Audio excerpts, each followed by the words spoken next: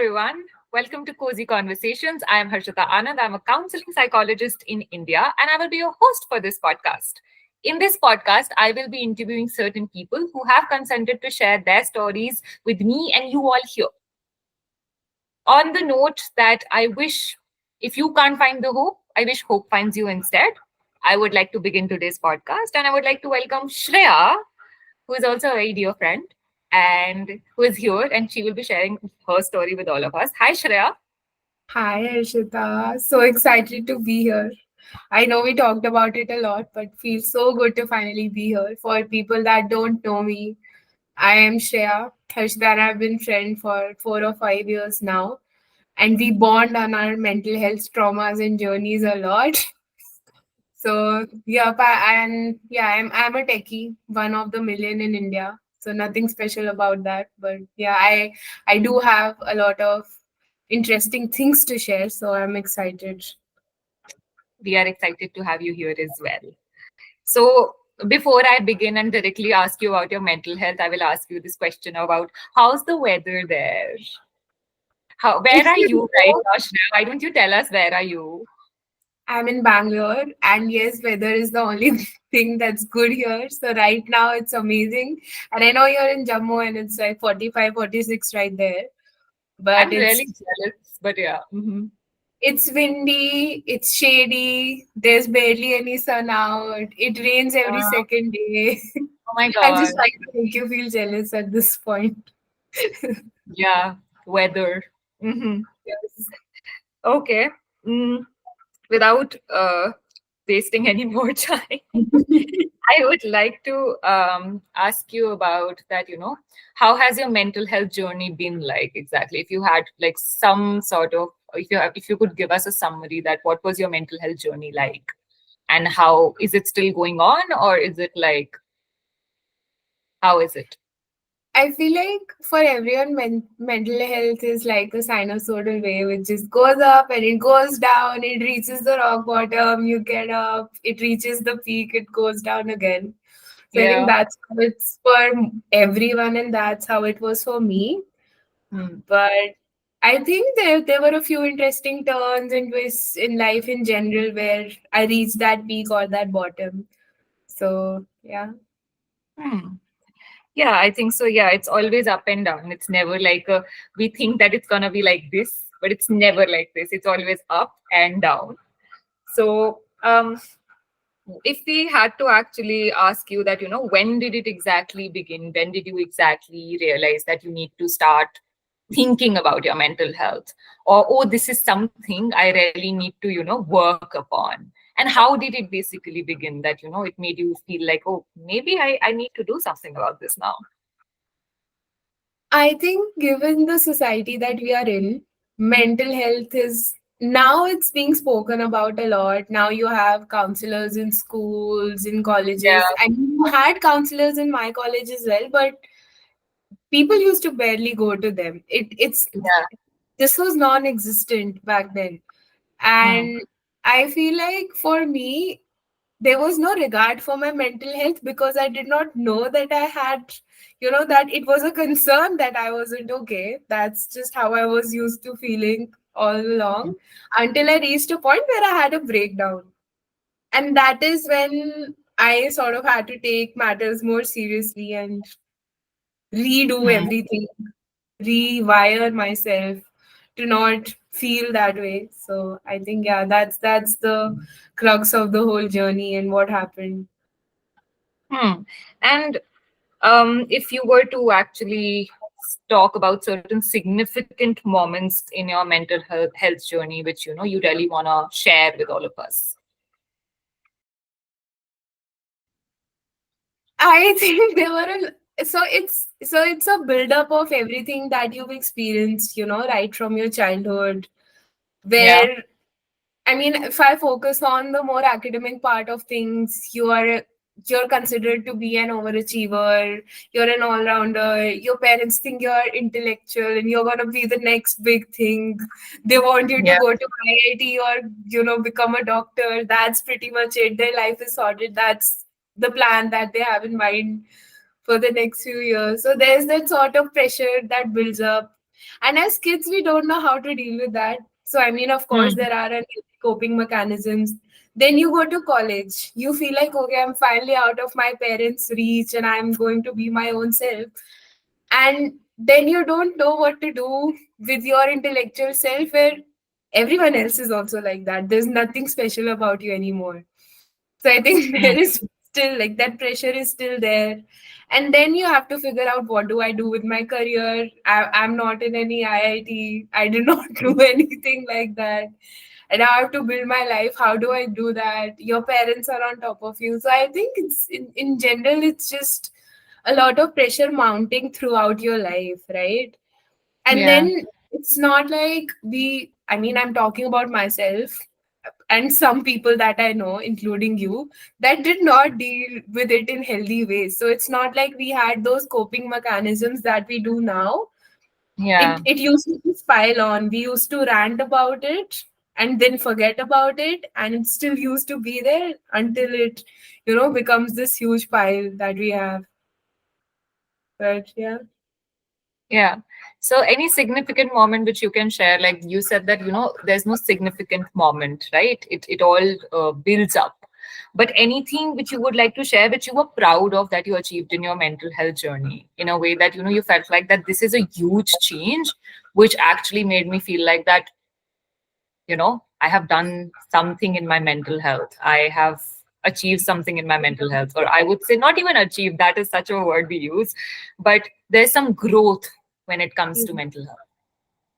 Yes, definitely. I mean, I have so many talking points of this. Oh my God, where do I begin with? Okay, to firstly, like one of the prominent parts of my personality was that I used to be a people pleaser. Especially, I mean, for the people that know me from back in school, back in college, I had to be likable. People had to like me, and that was such a pressure on myself. I had to pretend to be someone that I'm not, do things that I might not necessarily like, to fit in groups, to fit in those social circles. And, come to think of it now, and I could never say no. People Mm. used to get me to do their assignments, and Oh these my are very God. small things, but it's the literal definition of being a doormat where people walk all over you and you let them. So cut to now, and this is a very recent thing, but our friends were planning for a trip, and I said no, and it felt so good to say that, because one of It's the things is liberating. planning from somewhere else, and people are getting together, but I just didn't have the bandwidth, the mental capacity, because I had some other things that I had planned for myself. So I said no. So that's a big win for me. I mean, and I think it's also that people around us are different. They are also more mature now, and it's not the Hmm. same circle that we had back then. So even they don't react to it in a negative way as much as we used to see those reactions earlier. So I think even that makes it a bit Easy, better. a bit But better. Yeah. definitely that's one of those things. Then having, and I think all of these are relevant to, self-image, like all the issues that I had. Then having a negative sense of self-worth. I used to define my self-worth with how people used to view me. And I think that's very similar to being a people pleaser. But that doesn't happen anymore. I don't it's I know that we care a little about how people think about us, but I think that affects me way less than it used to. And I realize that I am my own individual and I have a lot of qualities in me that, are not defined by any external factors. So I think, Hmm. yeah, that are like two very big things that have been hard for me to work on given how I was. But yeah, I've worked through them. That's quite a lot, and that's definitely not easy to work upon. And how did you basically make these changes, and how were you able to, um, actually go about thinking that I need to make these changes now? And what helped you basically? So I mean, story time. But this was COVID. I think everyone has had some sort of improvement in their life in COVID. I know it was a hard time for a lot of people, but for others, like they had some sense of, some lost weight, some understood mental health, some went into skincare. So for me, it was mainly mental health. Yeah. But I had a plan in life, okay, that fell apart during COVID, and I was at my worst. I had stopped talking to all of my friends, who had jobs, their careers were sorted. I was living with my parents, of course. That is not easy when you don't know what you're gonna do like next in life and you've graduated. Yeah. And it was just too much, right? And that is when I used to get all these anxiety attacks, and then I finally had a breakdown. And the funny part is that at that point of time, Reddit and Discord were my coping mechanism. So one random day, I started talking to strangers on Reddit. We shifted to Discord. We had this whole group, and it's just people bonding on trauma and shit they're going through in their lives.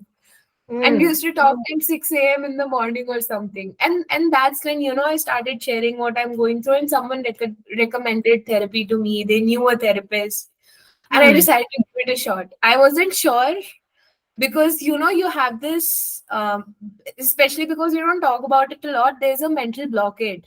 Therapy is Yeah. a big thing. You just Yeah. don't, you don't want to get into it.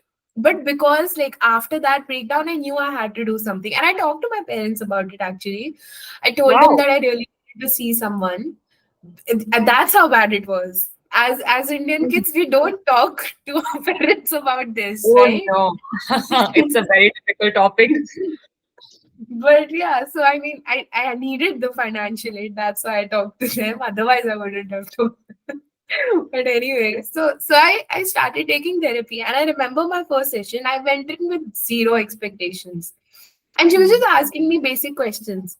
But at the end of the session, I cried for 15 minutes straight. And it was a very simple exercise. She asked me to close my eyes, and she asked me to repeat after her that, I love myself, I care for myself. And I couldn't even say these basic things. And I had lost all my confidence, everything. I was so low in life, but she helped me. My therapist, she was an amazing therapist. She helped me work through all of that. And then the constant conflict that I was in with my parents, she helped Hmm. me deal with that situation as well. And that's when I saw the real progress. So I feel like the initial weeks of therapy, we had 2 sessions every week, and she used to, and every session was half an hour me telling her, hey, this happened, this happened, this happened, this happened. The next half discussing, okay, what happened? How did you react to it? What is happening? And I remember that, after 4 or 5 months, like we reduced the duration, of course. And then it became, hey, this happened. This is how I dealt with it. This is how I felt about it. And Yeah. this is what I think I'm going to do about it. And that's when actually me and my therapist both realized that I probably don't need to continue therapy. But yeah, that was the major changing point in my life in terms of how I think about myself, about life, Hmm. everything. I Hmm. think that was that turning point. Yeah. Wow. Reddit and Discord, huh? Hmm. No, but I completely understand where when you live in a place where there's so much stigma around mental health, I think so anonymity helps in sharing and ranting about a lot of stuff or venting out for that matter. And then a lot of people at the end of the day, when you feel that you're not alone in this, right? Somebody else also went through this. It makes it a little less lonelier. The experience becomes a little more like, okay, I'm not alone, I'm not the only one going through this, somebody went through this. Yeah. So that helps a lot, and I'm glad that you found therapy and it helped you. I think so it is a great thing that you were able to explore that, even though you found it through Reddit or Discord, doesn't matter. But yeah, that's a good thing. So I am I at this point I also wanted to actually ask you a very different question. Okay. Basically, it's I want to ask you that what are some of the things which you wished you had known as a kid or a teenager? There are, oh my God, there are so many things I wish I could have known at that time and done differently, man. I think the first one is for me, especially, right? Given Yeah. that everything that I was going through in school, and especially because I had developed food. Food was my coping mechanism throughout, even till college. Hmm. And and it forms in the early ages, right? When your parents restrict how much you eat, and Uh, especially my mom, she used to be like, don't eat that, don't eat, why you're taking a second serving and all of that. So that had a lot of impact on my mind. And yeah. when I grew up, so it's one of those, so your mom won't let you eat the unhealthy things. So as soon as she leaves, you have to eat them. But you have to Mm. eat them in such a way that they don't know that you've eaten them. But then this continues and it manifests into this unhealthy eating Yeah. habits that you have, right? And in college, there's no one to tell you what to eat. So Yeah. because of the way that I saw food, Mm. it took me so much time to take that. Food had control. It had absolute control over me for a very long time. And it took a lot to regain that control, to, building healthy eating habits, realizing that it's okay to eat all of that as well. But I don't Mm. have to binge eat. I don't have to feel guilty after every meal. So I Yeah. think definitely that's one of those things that, I wish my younger self would have known. Then the second one I feel is that it's okay to not make my parents proud all the time. I Oh my I God. feel like, and it's one of those things, right? It's not just your parents. Everyone around you says that you're a bright kid, oh, you're so good. And there's this habit in the Indian society that people brag about their kids. They like to brag about their kids, and that's what everyone does. Yeah. So I always felt that need to be braggable. And Mm. that took a lot of toll on me. I mean, that whole pressure, you had to perform. Like my mother, she wouldn't ask me how much I scored first. She would ask me how much every all of my friends scored and then how much I scored. Oh my So I God. feel like if as a kid I would have known to take it a little easy, right? I would have done better. Because of that, I also spent a lot of time hating my parents. Now I have a very good relationship with them, thanks Mm. to all the therapy that I've undergone.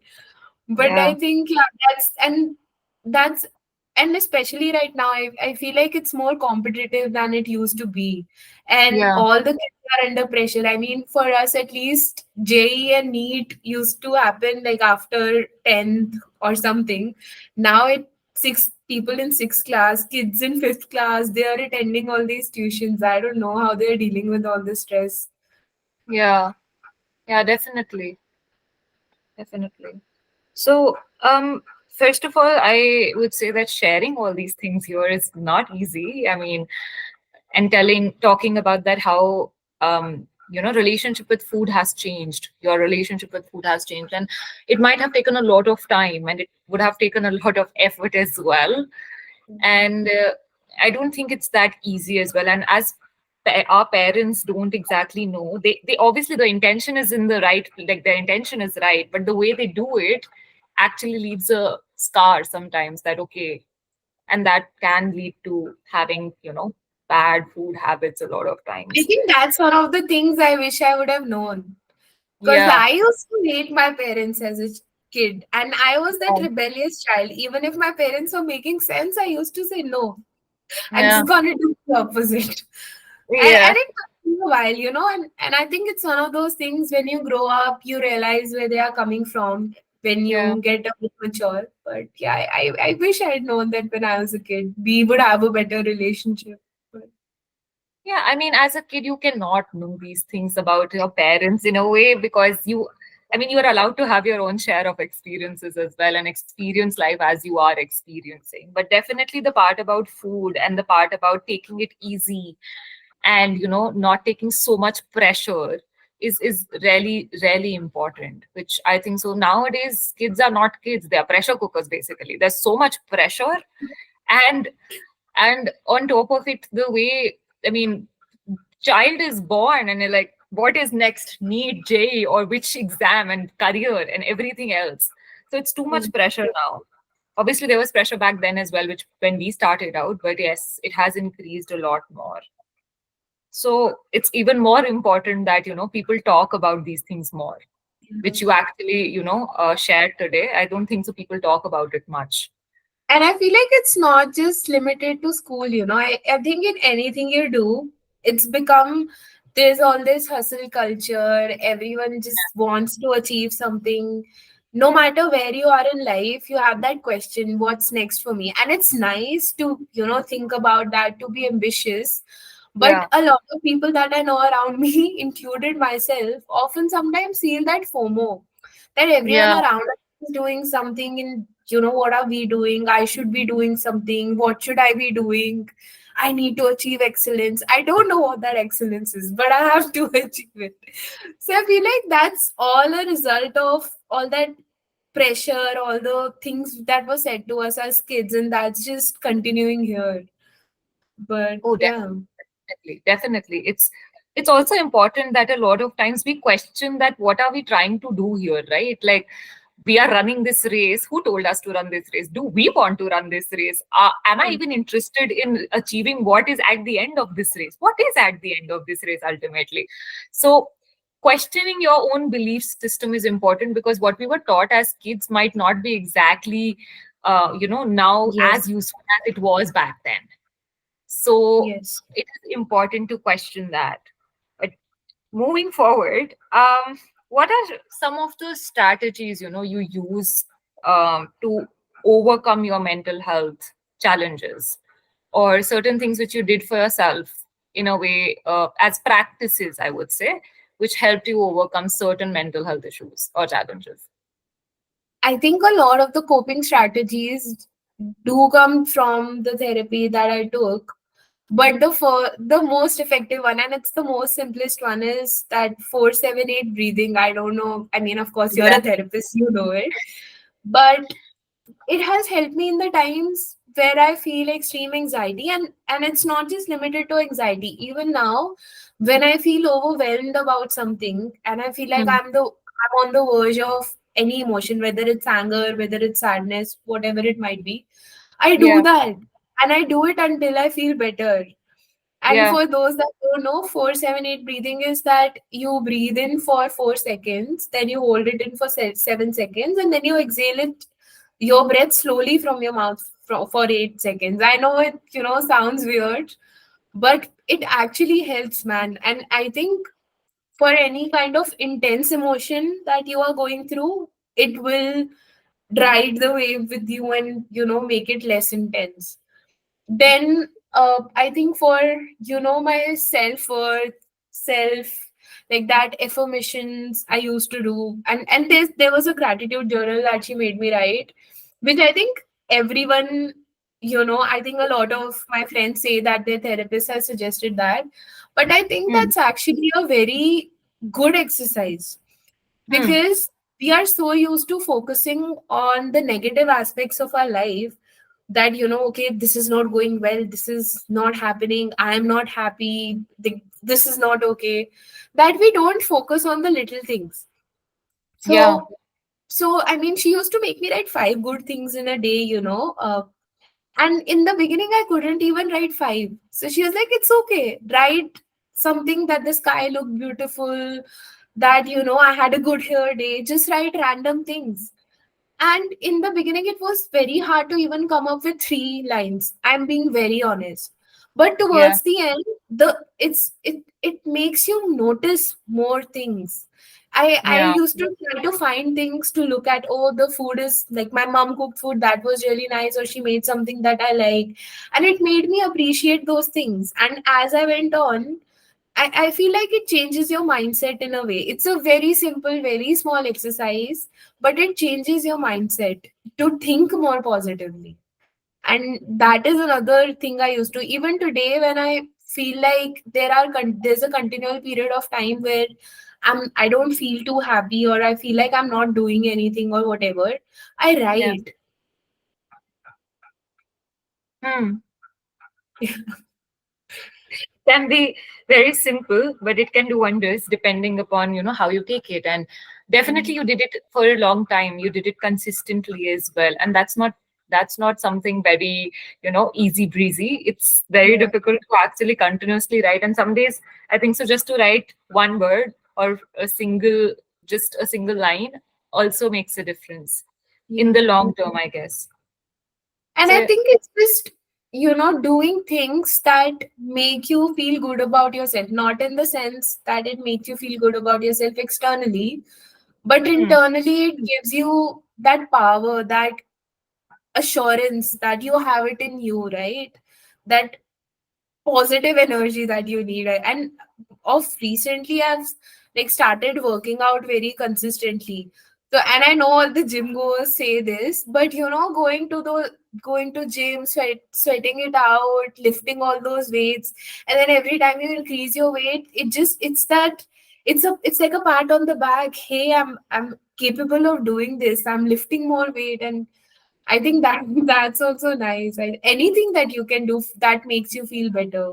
It was music at a point of time. I think one of my friends gifted me a uke. He's a common friend of ours, and Yeah. that I used to just play random tunes and try even sad songs that I came up with. I think anything that helps you release those emotions is good. Is a good coping mechanism. As long as it's not unhealthy. Yes. Yeah.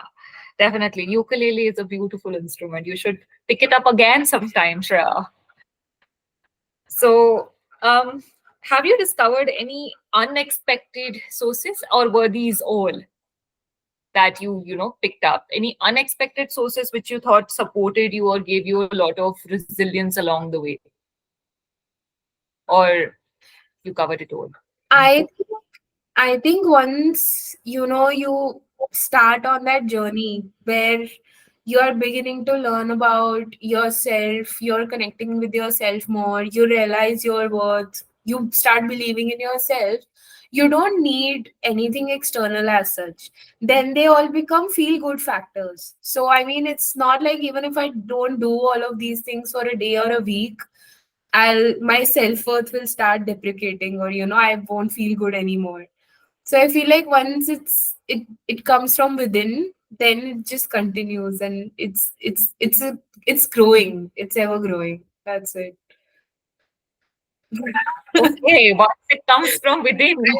I don't know if you're judging me or if Not judging you. I'm not you're judging you. a I'm just a very therapist. You're not supposed to judge, anyways. I mean, I'm a very expressive person. But okay, I mean, I understand that, yeah, these are certain things which help you and make you feel good, but they do not anyway, your self esteem and your self worth is still there. It's not gonna chip away. yes. Okay. Um, so if you had to give advice to somebody who was struggling with mental health issues, what advice you would like to give? Okay. I think you're the expert on giving the right advice. When they're just struggling to seek help, if they are struggling to even reach out for support, is there something you would like to say? It's nothing like you have to, whatever makes sense to you or made sense to you, sort of. I feel like as humans, we are social beings. We cannot function alone. And all the bad feelings, they all come in when you are alone by yourself. And Yeah. for me, I think having those strangers was a boon, because I was exactly at that point of time where I didn't feel like talking to my peers, my friends, that I felt like were doing so much better than me, right?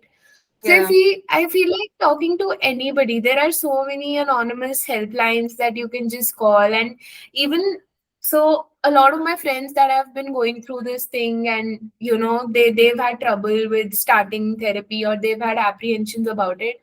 I think it needs one push, and you don't have to force them if they don't want to do it. But again, Yeah. they're hesitant because for them it's like, oh, there's something inherently wrong with me that I Yeah. need therapy, right? And you just need someone to tell them that that's okay. There's nothing wrong with taking therapy. You can take a 15-minute call, see how you feel, and then see if you want to go into it. Yeah. So I feel like that helps. And then secondly, I mean, again, on that note, right? If you're scared of taking a session or whatever, talk to whatever therapist you want to go to. I'm sure a lot of them do these 15-minute, 20-minute calls where they'll tell you how they can help you understand your situation a little bit. And whoever you feel comfortable with in that conversation, you can do a session with them. I That's how I feel. Yeah. And Definitely. The part about anonymous helplines as well. talking to somebody or anybody who can make you feel like, yeah, this is an understandable thing. Whatever you're going through is valid, can also Yeah. be a very helpful thing. Definitely. And I think one interesting thing that I do is, for example, Harshita is my college friend, so I bitch about work to her. If I had to bitch about college, I would bitch to my work friends. So I feel, so yeah, I mean, I feel like also talking in, because that way I don't feel uncomfortable, or I can be free, because that Yeah. person doesn't have the context, so I can talk to them about whatever I want to. So i Yeah. i do that a lot, unless it's like a really good friend that I can talk to everything about. You are one of those friends, Harshita. I was just giving an example. But Yes, yes. I'm just saying that, if you're not comfortable in one circle, you might be comfortable in another circle sharing that. Yeah, that definitely makes sense. It does. Do you have any daily self-care practices other than gymming, which you would Um, like to share? I do skincare a lot. I think that's one of the first things that I started, in COVID, as I was taking therapy. And it became one of those things where at the end of the day, even if I hadn't accomplished anything, but I still did my three step skincare routine, I would feel good about myself. So I think Yeah. that's a it's a ritual for me. I feel good that I put so much care into my body. I mean, in Mm, that sense. And that's one of those things, right? Now that I focus on myself, now that I care for myself. So the way that I work out, I do my skincare, the way that I am conscious about what I put inside my body. So I think all yeah. of those things, they tie together. Yeah, they do. They definitely tie together. And yeah, wow, beautiful skincare. Mhm. I I'm still on the path of getting there. But yes, I'm glad that Any skincare recommendations can comment down. I have, I know the solution for everything. I have researched it a lot. okay. Okay. Somebody is a huge researcher in case of skincare, but yes, please talk to your dermatologist before using any products. Thank you. Um, um, okay, now coming to the last bit of our episode, how do you want your story to impact the people All who are right. listening to Okay. our podcast? I mean, I'm just a drop in this big ocean. I don't know what impact I can create. But if there's anyone that's going through the same things that I went through, of course, there's a lot more than to Yeah, just what we discussed. I know that you don't know my story, but when I say that it was bad, it was really bad. And sometimes I'm very surprised that I made it this far, because there was a point of time in life where if I thought about my future, if I thought where I would be 3 years from now, it was all blank. It was a big black screen. That's all. I couldn't see anything, right? And that used to be very scary. And I still don't know, what I have a vague idea, but I still don't know where I'm gonna be 5 years from now, 10 years from now. But I'm no longer scared of it, I think. yeah, And the fact that I can progress from being that person that was so despicable to this person that is more positive, more open towards experiencing life, I think, just hang in there and you can make it too. Just, all you need is the right set of friends, the right resources. I think that's pretty much it. And I mean, if you need any help, you can reach out to Harshita. Or you can, I mean, if you want someone to talk to, reach out to me. I'll talk to you. okay, that is really sweet. Okay, yes, people, you can reach out to me or you can reach out to Shreya as well if you want to talk. हाँ And यार मतलब I feel that's what most people want at any point of time, no matter how they are feeling. If someone, and people don't reach out when they need help. I mean, or when they are struggling through something. They keep it within. But if someone talks to them, I mean, or if they do reach out to someone, I'm sure it becomes better because talking helps. Yeah, talking definitely helps. And if anybody needs help, I hope they can seek the help they need and they Yes. get the help they need. So, thank you so much, Shreya, for sharing your story. And I think so. This episode is also for people who feel that they are lost, because I think so. Shreya is one of those people who used to think a lot of times, 1,000 times, that I'm lost. I don't know how many times she has said it, but now she is at a place where if her old self came and saw her, like, oh my God, I'm not lost. I made it.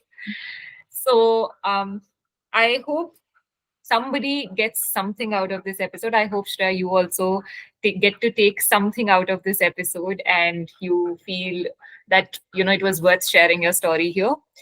And yeah, I feel that it's a lot of courage, which I always say that it takes a lot of courage to just come here and even talk about your mental health, considering the society we live in and the way the world functions at this point.